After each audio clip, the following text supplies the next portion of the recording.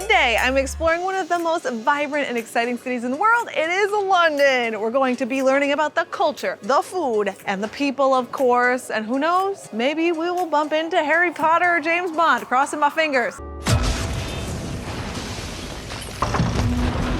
So grab your tea, grab your crumpets, and join me on my London vacation. Louis and I rarely get to take vacations child-free, so we reached out to my friend Jess, a London local and travel expert, to help us have our best couples trip ever. I didn't have much time to plan, so I used her amazing 5-day itinerary to guide us. Jess is essentially the London version of my New York channel, so I knew I was in good hands. So she made an itinerary that we've been following since we've been here. It's amazing. If you use code FUNKY10, you will save 10% on this amazing guide. Do not miss it. How long have you been living here? Tomorrow is actually my 10-year anniversary since I moved here. So I've kind of been, around the bend, as they say. What is the most important thing for someone to know if they're visiting London? London is way bigger than most people think. It's actually quite spread out. Unless you stay very, very, very central around like the really touristy bit, you probably aren't going to be able to walk to a lot of the things that you want to go to, but also you don't really want to stay in the super touristy bits anyway. You do want to hop on the tube and go west, go towards Notting Hill, or go east towards Shoreditch and beyond. And that's where you kind of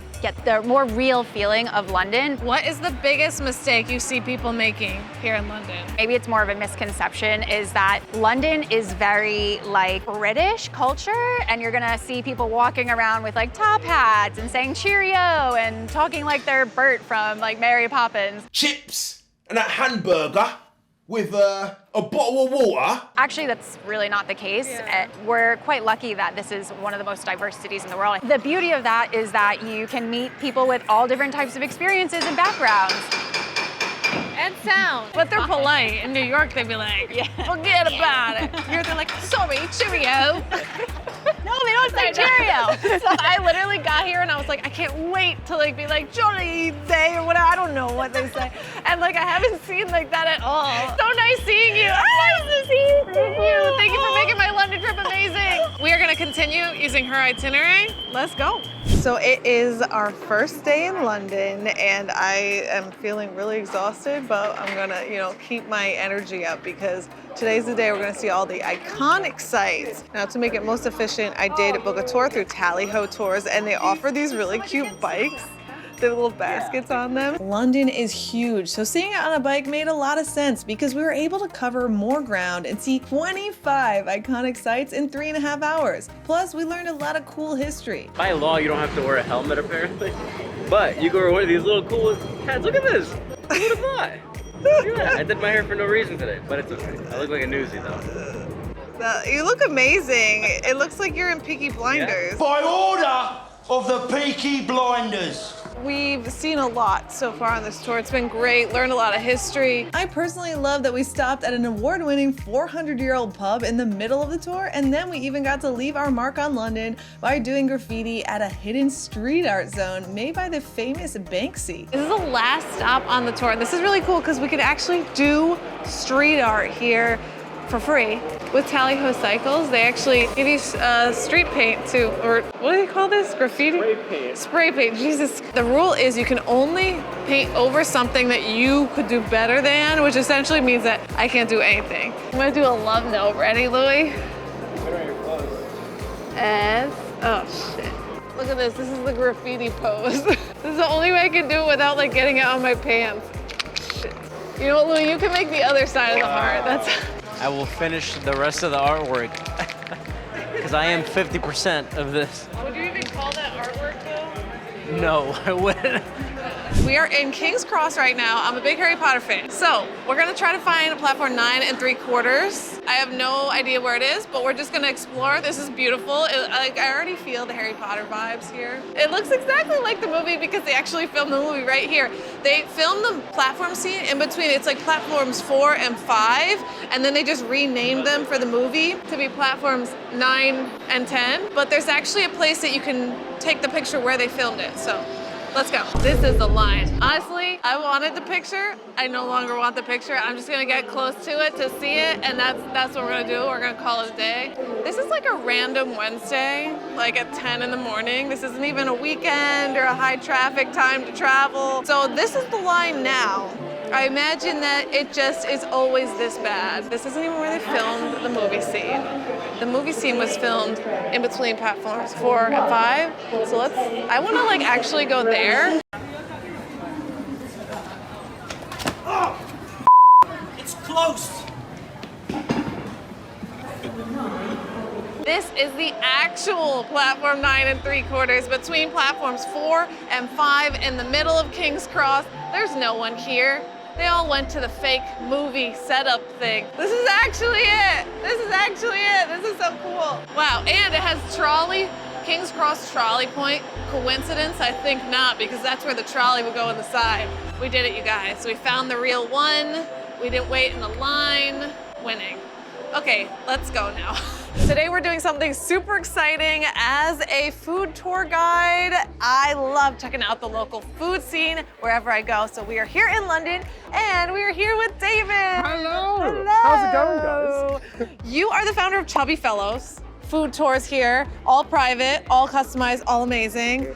London is as diverse in its cuisine as it is in its people and boasts over 22,000 restaurants and pubs, so having David show us the top spots was a must. We started at a classic Chinese hole-in-the-wall spot called Lin Lin Crepes, where we had Zhang Bing, a Chinese street food. As said, we've got the crepe batter, the eggs, the cilantro, the green onions, the crispy wonton skin, the dough stick over here, the slow-cooked pork belly, and then the bean sauce and the chili oil. A really, really important thing with the zhang bing is that this is always made fresh. There's no substitute for it not being made fresh. You can't put these in a microwave, you can't put these in a heater, otherwise you're going to lose all of that freshness and also the textures, which is really important. And that is what the zhang bing is all about. Textures and flavors and freshness. Next, we headed to Leong's Legend, where we got pork soup dumplings and prawn ha gao. These are two of my favorite dim sum items ever. One from Shanghai and then the other from the Cantonese region, Hong Kong.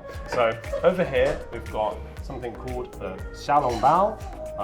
Translates to little basket buns, I believe, but are more commonly known as soup dumplings. And then over here, these are a little bit different. So this is now the Hong Kong Cantonese dumplings. These are called ha gao, and we've got a wheat starch dough.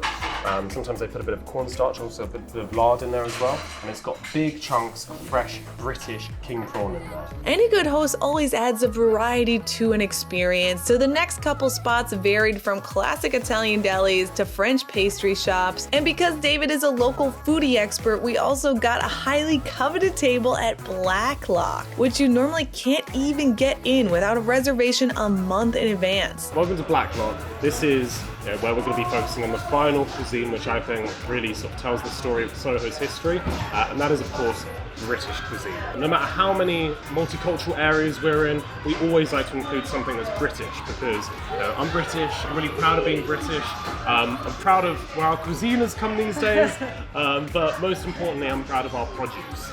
And that is what Black Lock specialises in, British produce. More specifically, British meat.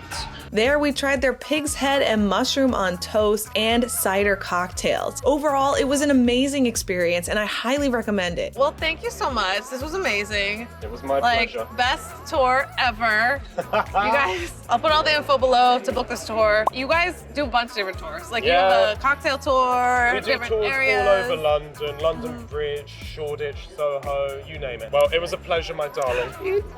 And I'm gonna be in New York soon. I know you can come on our I'll be food taking tour. one of their tours.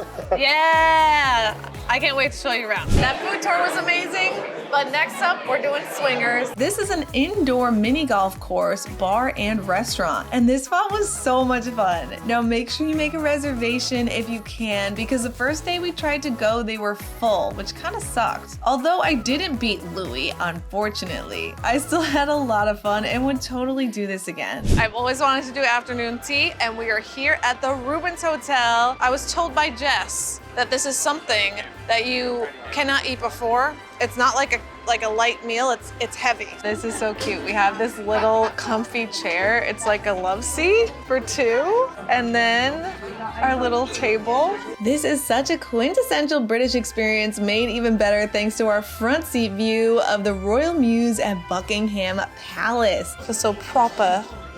Cheerio. No? Don't ever say No that. cheerio? Okay. I love a good cup of tea. I drink tea all day. I would thrive here in London. Like in the US, when you have tea, they're like, are you sick? Now, there are several different options of menus, but we did the Royal Afternoon Tea, which highlights favorite dishes of the royal family. It was £90 per person and included unlimited sandwiches, tea, 1 serving of desserts, and a glass of champagne each. This is really cool. This is so cool.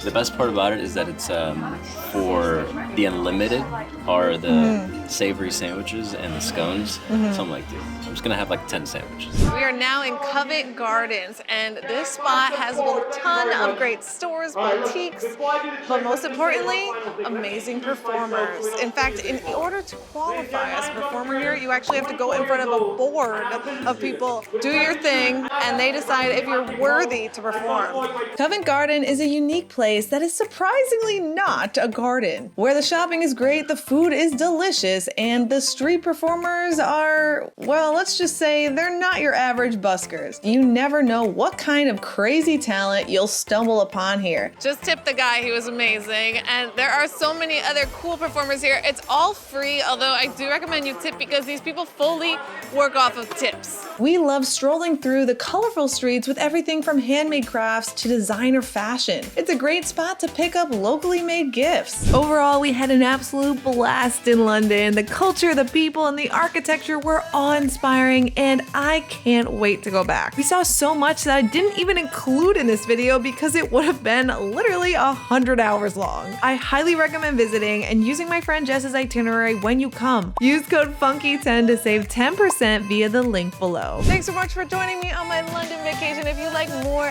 travel vlogs, check out this one right here, and I'll see you next time. Bye!